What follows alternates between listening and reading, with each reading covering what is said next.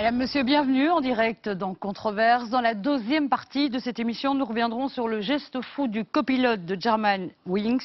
Mais d'abord, les propos de Bart De Wever embarrassent et enflamment, titré Le Soir. À l'origine de cet incendie, c'est quelques phrases du leader de la NVA. Je n'ai encore jamais vu un migrant d'origine asiatique se plaindre de racisme. Je dis qu'il y a des expériences négatives qui existent dans certaines catégories de la population, surtout les berbères. La communauté est fermée, elle est méfiante vis-à-vis des autorités, elle est sensible au salafisme et au radicalisme. Certains utilisent l'argument du racisme pour justifier des échecs personnels et espérer que tout soit pardonné. Cela ne va pas. Alors, est-ce de la provoque, du racisme ordinaire, ou bien Bart De Wever ne fait-il que dire tout haut ce que beaucoup pensent tout bas? Donnez-nous votre avis par SMS, par mail, sur Twitter ou encore sur Facebook. Et bien sûr, je vais poser ces questions à mes invités. Toujours pas de NVA, malgré nos invitations. Mais bien Zakia Khattabi, nouvelle coprésidente d'Écolo, Denis Ducarme, MR, Francis Delperré, CDH, Aldo Carcacci du Parti Populaire, Diet Aboujaja, activiste anversois, dont la présence sur ce plateau gênait visiblement le PS, c'est pourquoi il n'y aura pas de représentant du Parti Socialiste, et puis Patrick Charlier du Centre pour l'égalité des chances. Alors, commençons par vous, Patrick Charlier. Vous avez déclaré que les propos de Bart De Wever ne tombaient pas sous le coup de la loi contre le racisme, mais tout de même, il flirte franchement avec la ligne blanche, là, non? Alors, c'est une réponse strictement légale. La loi, c'est la loi qui vise à réprimer certains actes inspirés par le racisme et la xénophobie. C'est bien certains, c'est pas l'ensemble des actes. Et ce sont des actes, ce ne sont pas des propos. Ça, ici, les propos seront sanctionnés quand ça deviendra des actes où on va véritablement inciter quelqu'un à la haine ou à la violence. Ouais. Notez, en l'occurrence, les berbères, c'est quoi? C'est du racisme ordinaire? Mais c'est une forme de racisme ordinaire, c'est une forme de renforcement des stéréotypes négatifs. On est dans ce que moi j'appelle le triple stigmate du triple M. C'est migrants, musulmans, maghrébins ou marocains. Les partis traditionnels ont condamné ces propos. Qu'en pense le Parti Populaire, Aldo Carcacci? Mais en ce qui concerne le Parti Populaire, le problème, c'est pas nécessairement les propos. Le vrai problème, c'est... Quand on parle, hein, oui, les propos, d'accord. Quand il stigmatise la non-intégration des berbères, allez, pour faire simple. C'est aussi une erreur factuelle, une immigration massive qui arrive. C'est vrai que quand on se concentre dans des quartiers bien précis, eh bien, vous savez, l'intégration, si vous mettez trop vite de l'huile et beaucoup trop d'huile dans votre mayonnaise, la mayonnaise ne prend pas. Je crois que vous tenez exactement le même discours que la NVA et que M. De Wever. Mais monsieur, je trouve que M. De Wever n'a pas tort. L'intégration n'est pas là. Pour intégrer, il faut réagir, puisque vous avez envie, là. Zakia Khattabi. Voilà, plusieurs choses. Je pense qu'on peut encore discuter sans s'étendre de est-ce que c'est des propos racistes. Ce que je peux vous dire, c'est que moi, je suis fille d'immigrés. Immigrés issus de cette communauté-là, et que les propos de Bart De Wever ont été vécus, et je les ai vécus comme insultants, comme méprisants et comme stigmatisants. En plus de cela, après avoir vécu cet affront-là, si je peux le dire comme ça, j'ai un Premier ministre dont j'attendais qu'il me dise que non, je n'étais pas... Ouais, on va en reparler, de la réaction du Premier ministre. Tout ce que Bart De Wever a dit. Ce que je voudrais ajouter aussi comme élément, c'est que le problème avec Bart De Wever, avec l'NVA, et sans doute on l'entendra tout à l'heure avec le PP, c'est qu'aujourd'hui ce sont les berbères. Mais je suis venue il y a quelques mois pour parler de ses propos sur les Wallons, sur les homosexuels. Et donc tous les jours, une nouvelle branche de notre population est stigmatisée par Bart De Wever. Vous avez été le premier, je pense, à dire la NVA est un parti raciste. Alors, malheureusement, ouais, oui, je plaide un peu l'anticipation. Ça n'est pas arrivé comme ça. Vous savez, un jour, je vous ai dit, tiens, la NVA est un parti raciste. Moi et Zakia Khattabi, nous avons siégé au Sénat ensemble, mais nous avons entendu pendant 5 ans des hommes et des femmes de la NVA qui tenaient des discours d'un racisme ambiant, banalisé, etc. Je n'ai pas pu m'empêcher de dire, avant les élections, oui, la NVA est un parti raciste. Et je constate tout de même que le lendemain, Charles Michel a dit, mais oui, bien sûr, la NVA est un parti à tendance raciste. La différence entre Charles Michel et moi, c'est que après les élections, je n'ai pas changé d'avis, j'ai répété, et je constate aujourd'hui que les partis, qu'ils soient de la majorité ou de l'opposition, en viennent tous à dire, mais oui, ce sont des propos complètement désobligeants, dénigrants, stigmatisants, mettant l'accent sur les Berbères. Mais vous savez, à réagir par rapport à ces propos, hein, une déclaration assez ferme d'Olivier Chastel, mais ça ne vous dérange pas quand même d'être associé dans ce gouvernement à un parti raciste? Le parti, je pense, n'est pas raciste et Charles Michel n'a jamais indiqué que ce parti était raciste. En tout cas, ce qui a été indiqué par Bardewever est inacceptable. Pourquoi? Parce qu'il parle, et c'est ça qui nous a choqués particulièrement, du racisme comme étant une notion relative. Ce n'est pas le cas, et M. Charlier l'a rappelé, c'est un délit. Et c'est ce qu'a rappelé le Premier ministre à la Chambre jeudi. Il a rappelé qu'on ne prenne pas en compte les propos qu'il a tenus sur le manque de volonté en matière de politique d'intégration. C'est ça, et là vous le suivez? Écoutez, je ne dis pas que je le suis, c'est qu'on le précède. On le précède depuis 10 ans. Enfin, en 2002, vous aviez sur cette chaîne Daniel Ducarme, que je connais bien, qui indiquait en effet qu'il y avait des ratés en matière de politique d'intégration. Depuis, mais tout ça ne repose pas nécessairement sur des intuitions. Nous avons des rapports de la BNB, de l'OCDE, qui nous disent quoi? Qui nous disent qu'en effet, la population immigrée ou d'origine étrangère, eh bien, elle n'atteint pas le taux d'emploi qui existe. C'est pas ça ce que moi je lis dans les rapports. Moi je lis dans le rapport qu'il y a une discrimination sur le marché de l'emploi, qu'il y a une discrimination au niveau de... Monsieur, vous parlerez, je vous dirai ce que vous voudrez tout à l'heure. Vous pourrez aussi, comme vous l'avez fait il y a quelques... je corrige certains faits. Mais je renvoie au rapport de la BNB de 2012 et au dernier rapport de l'OCDE. Et je préfère encore que vous contestiez les rapports que je cite, que de nous proposer, comme il y a quelques années, que la langue arabe soit reconnue officiellement par la Belgique dans notre pays. Donc je préfère que vous ayez ce genre de propos. Ce que je veux dire, et je terminerai par là si je ne suis pas interrompu, c'est qu'en effet, nous attendons, et du CDH en particulier, qui est au balcon depuis près de 10 ans, la région wallonne. Il y a longtemps qu'on n'a pas été, en effet, aux responsabilités, pardon de le dire, en région wallonne et en région bruxelloise.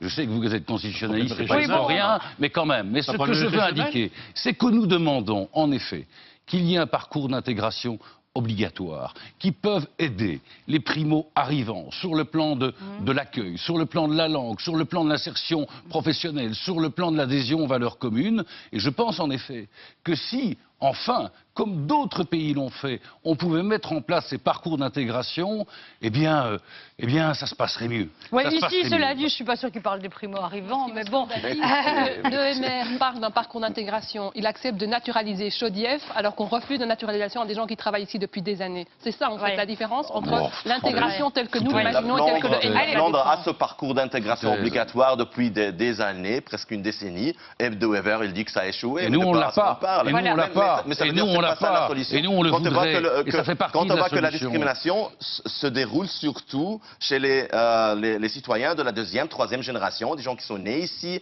des gens qui parlent la langue flamande ou la langue, enfin, le néerlandais ou le français parfaitement. Et même chez les universitaires, il y a plus de discrimination. Et c'est les chiffres de la VDAB qui dit que chez les universitaires, la discrimination est 3 fois plus élevé que chez les gens qui n'ont pas un diplôme universitaire. Alors on voit clairement qu'il y a un problème de racisme dans la société, qu'il y a un problème aussi de discrimination qui est assez active, qui est assez présente. Et M. De Wever, le problème de M. De Wever, c'est que lui, il doit défendre ses pratiques, il doit toujours contrer cet argument pour ne rien faire. C'est pas qu'il veut une politique d'intégration. Je vais faire un peu de provocation aussi, d'une certaine manière. Vous avez demandé la démission de Bardewever. Bien sûr. Mais finalement, est-ce que c'est pas une question de mots tout ça? Parce que, enfin, une question de nuance.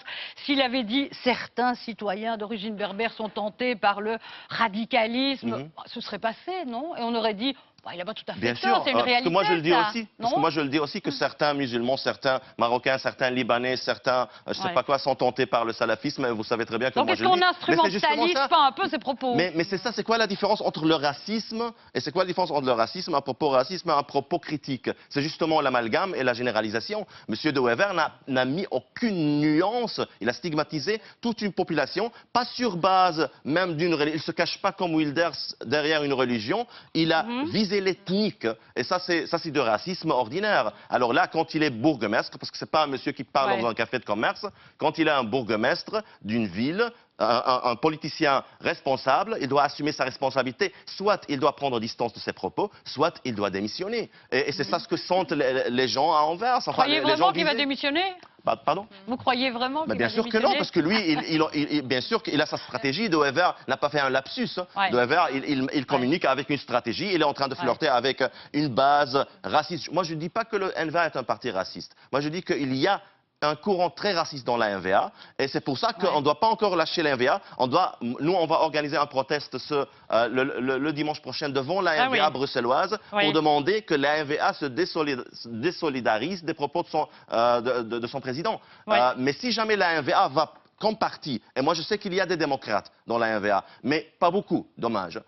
Si la NVA va aller dans cette direction-là, alors là, il faut faire un cordon sanitaire. Parce que pourquoi on a fait ça contre le Vlaamsblok? J'ai lu un très très bon billet sur le site du CCLJ qui condamnait les propos, donc le centre communautaire laïque juif, qui condamnait les propos et qui allait plus loin et qui disait, pour savoir si ce qui a été dit est acceptable ou pas, remplacez le mot berbère par une autre communauté et vous verrez si ça vous choque. Eh bien, faites l'exercice et alors à ce moment-là, on pourra en discuter. Alors Elle se trompe d'endroit. Il n'est pas dans un prétoire de justice, il n'est pas un avocat pour les ministres ou pour les président de parti de la NVA, il est au Parlement pour tenir un discours politique. Et en matière de vie sociale, on peut avoir des comportements indignes, des comportements qui sont complètement dénigrants, humiliants, peu respectueux, sans pour autant que ce soit un délit. Que ce soit un délit ou pas, moi ça ne me gêne pas, mais je ne peut pas comprendre comment on puisse dire que la communauté berbère, dans son ensemble, dans sa généralité, c'est vraiment l'aspect de généralisation et de stigmatisation, est une communauté qui se met en dehors de l'État. C'est ça le problème. C'est pas que M. Michel soit amené devant un tribunal, mais qu'il ne devienne simplement du débat et des discours et peut-être en profiter. Si la question de la lutte contre la discrimination raciale est une priorité, il y a des mesures que les autorités peuvent prendre à tous différents niveaux. Est-ce que c'est par exemple, depuis 2001, Conférence mondiale contre le racisme, notre ministre des Affaires étrangères à l'époque, M. Louis Michel, a joué un rôle clé dans le cadre de cette conférence. Depuis 2001, la Belgique doit adopter un plan d'action national contre le racisme, on ne l'a toujours pas. On adopte les lois de 2007 antidiscrimination. Il est prévu de devoir adopter des arrêtés royaux pour permettre des actions positives, pour pouvoir mener des actions pour réduire les inégalités. Nous sommes en 2015, il n'y a toujours pas d'arrêté royal. J'essaie d'ajouter à ce que mon collègue dit, c'est que en fait, c'est facile d'aller tirer seulement sur le NVA. Moi, je suis d'accord avec monsieur que le politique, c'est pas du juridique. Alors, on peut quand même faire une crise politique sur une base non judiciaire quand on est contre le racisme. Mais cela dit, je dois dire que le gouvernement passé de monsieur Di Rupo, c'est le gouvernement qui n'a pas fait ses arrêts royaux et qui n'a pas exécuté en fait donc ça veut la dire, loi Patrick, qu'il n'y a pas de volonté politique au-dessus de l'opposition voilà, il y a un problème. Et vous renvoyez ça à tous les partis. Le centre est partisan des parcours d'intégration. Le caractère obligatoire, c'est peut-être quelque chose à voir parce que, mais ça c'est, ma femme travaille dans le secteur de l'intégration, travaille dans le secteur d'alphabétisation, ils sont en manque de moyens. Il y a des files d'attente, des gens attendent. Alors, avant de rendre les choses obligatoires, donnons les moyens au secteur. Mais le parcours d'intégration, nous demandons qu'il y ait un module spécifique pour sensibiliser ce public-là aux discriminations auxquelles ils peuvent éventuellement faire face quand ils cherchent un logement, quand ils cherchent un emploi et savoir comment y réagir. C'est aussi cet apprentissage de la citoyenneté, c'est apprendre que la discrimination est interdite en Belgique aujourd'hui. Et donc, il y a moyen de prendre des mesures, et nous attendons ça de la part des différents gouvernements, tant au niveau fédéral que des entités fédérales. Il faut aller plus au-delà de la sensibilisation, moi je trouve, parce qu'on est déjà en train de sensibiliser depuis 20 ans. Moi j'étais à la FGTB, je travaillais à la FGTB en 2000, et je me souviens qu'on faisait rien que de la sensibilisation. Je crois que c'est le moment d'adopter des lois qui ressemblent aux lois américaines, canadiennes, de l'affirmative action dans cette direction. C'est l'arrêté royal qui doit être adopté. La loi le prévoit, ça n'existe pas. Et ce gouvernement, s'ils veulent donner un signal, mieux de vraiment faire un débat polémique, peut-être intéressant de donner un signal en faisant des arrêtés royaux. Il faut bouger maintenant. Aldo Carcacci. Oui, je voudrais simplement dire... Concrète qui est proposée par Chris Peter, ce sont ce qu'il appelle des appels mystères ou des tests aveugles. Donc on téléphone dans une entreprise pour s'assurer qu'il n'y a pas de discrimination à l'embauche. La majorité a l'air assez frileuse pour mettre ça en place. Tout à fait. Pourquoi ? Moi, je pense que... D'accord, c'est pas dans l'accord de gouvernement. Est-ce que c'est pas une bonne idée quand même ? Au moins c'est du concret là, non ? En tout cas, vous savez, au-delà de ce qui doit être débattu sur le plan du Conseil des ministres, eh bien, naturellement, sur le plan parlementaire, on a une marge de manœuvre. Et moi, en effet... Mais ça, vous allez le faire, ça ? Écoutez, s'il y a une initiative parlementaire qui va dans ce sens-là, moi, chef de groupe et maire, eh bien, je pense en effet qu'on peut l'épauler, qu'on peut en discuter, parce qu'il y a en effet des discriminations. Il y a encore beaucoup de discrimination dans notre pays. Donc ces appels mystères, ça va se faire bientôt. Je ne sais pas si ça doit s'appeler appel mystère, je vois pas, je ne sais pas exactement quel cadre ça va prendre, mais tout ce qui peut être mis en œuvre pour lutter contre le racisme, les discriminations, eh bien, si on prend le chemin parlementaire pour le faire, pourquoi pas ? Merci, madame, messieurs, et tout de suite on poursuit.